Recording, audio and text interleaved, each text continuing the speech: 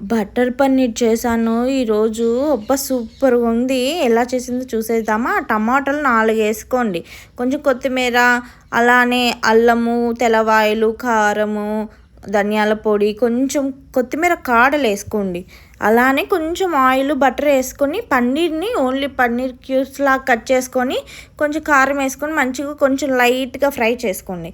ఆ తర్వాత అది పక్కన తీసుకొని అదే బాండీలో కొంచెం బటరు, ఆయిల్ వేసుకొని చెక్క, లవంగా, హోల్ గరం మసాలా మీ దగ్గర ఏముంటాయో అవి యాడ్ చేసుకొని, ఆనియన్స్ వేసుకొని, 2 పచ్చిమిరపకాయలు వేసుకొని మంచి గోల్డెన్ కలర్లో బాగా మంచిగా ఫ్రై చేసుకోవాలన్నమాట.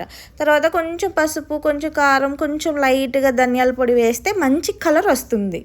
అలానే మిక్సీ మనం వేసుకున్నాం కదా మసాలా అంతా, అవంతా బాగా ఫ్రై చేసుకోవాలన్నమాట.